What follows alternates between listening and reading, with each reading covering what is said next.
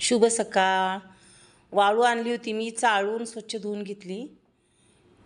कारण कसं आहे, आपण जिथून वाळू आणली ना तिथं कुत्रे वगैरे होते ना, मग ते वर बसलेले दिसले मला, त्याच्यामुळं धुतली.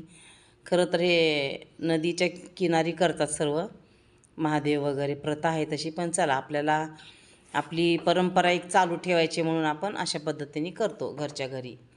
वाळू स्वच्छ धुवून घेतली मी, तरी 2 वेळा धुतली बरं का वाळू. काल तुम्हाला एक व्हिडिओ टाकलेला आहे बघा, त्याच्यामध्ये खूप मोठे मोठे खडे होते वाळूमध्ये.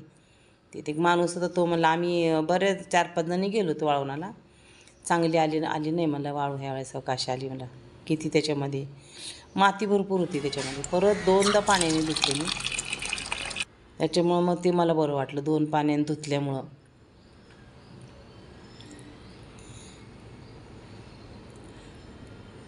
आपण जर पूजा करतो ना, मनापासून केली तर आपल्याला बरं वाटतं. त्याचं काय माहीत नाही, रहस्य पण त्याचं भरपूर आहे. महादेवाची पूजा करायचं म्हणजे पूर्वीपासून आलेली एक प्रथा आहे, परंपरा आहे, म्हणून आपण करतो आहे. कुमारिका करतात आपल्याला वर चांगला मिळावा म्हणून.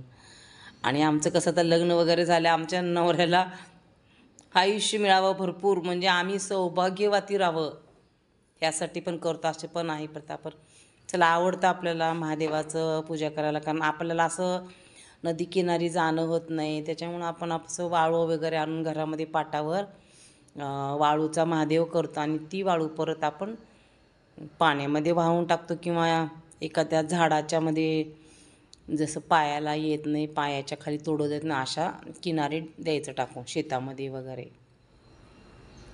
एका किनारी द्यायचं. मी तर कधी कधी झाडाच्या असतं ना, मोठे मोठे लिंबाची झाडं, त्याच्या बुडामध्ये नेऊन टाकते. कारण आपल्याला विसर्जन करायचं म्हणजे नदीच्या किनारी जाणं होत नाही. मग आपण असं महादेव केला.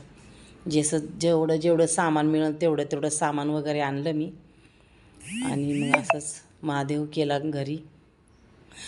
मी बरीच वर्ष झालं करते, म्हणजे जवळजवळ लग्न झाल्यापासून 40 वर्ष होतात मला करते. त्याच्यामुळे मला आवडतं करायला, सवय लागली मला. आवड पण पाहिजे. काय काय जण एवढं कसं मनावर घेत नसतात. मनावर घेत नसतात असं म्हणण्यापेक्षा ना, ह्याला ना आवड लागते करायची.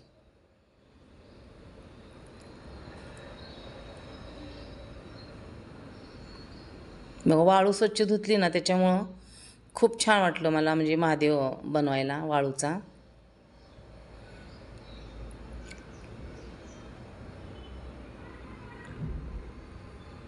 मग कालच मी बेल, फुलं, पानं वगैरे सर्व आणलं होतं विकत.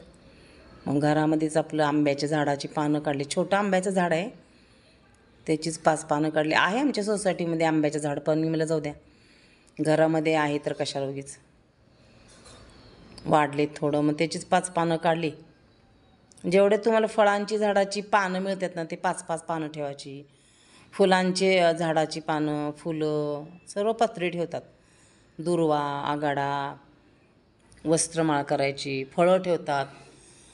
खरं तर ह्याला ना, देठाचा पेरू, देठाची काकडी, देठासलं डाळिंब, देठाची फळं ठेवतात त्याला. असं आम्ही अगोदर, जेव्हा आमचं नवीन लग्न झालं तेव्हा आम्ही असं ठेवत होतो. माझ्याकडे पार्वती होती ना, मग मी त्याच ठेवल्या.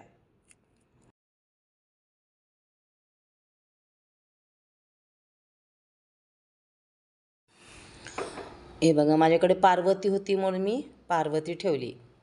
किती सुंदर आहेत पार्वती बघा.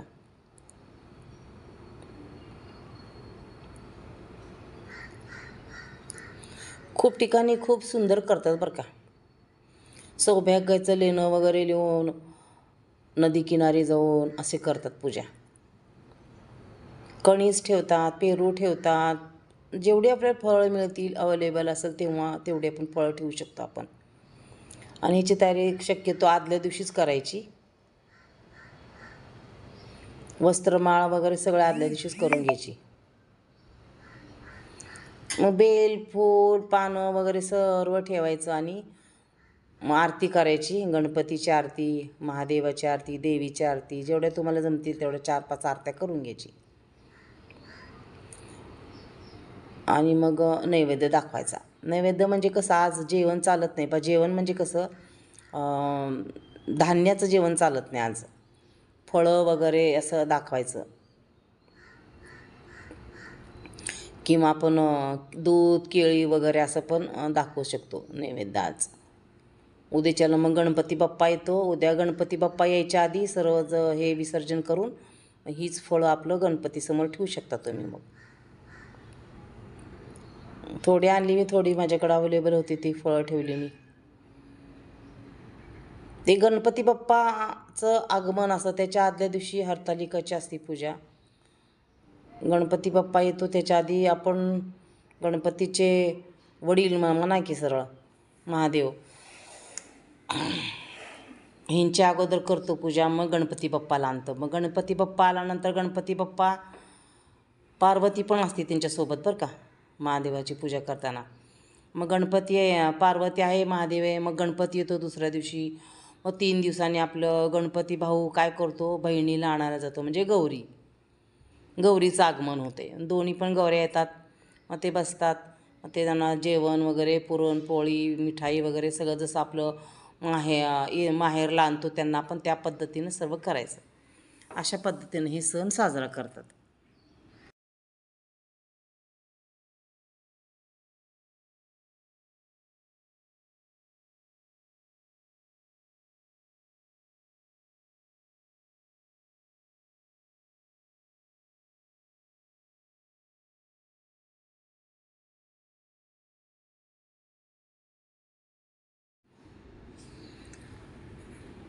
पार्वतीला आपण मग कुंकानी तिची मांग भरायची, म्हणजे सौभाग्यवती, अखंड सौभाग्यवती राहू दे असं प्रार्थना करतो आपण महादेवाला. मग आरती वगैरे करून घ्यायचं.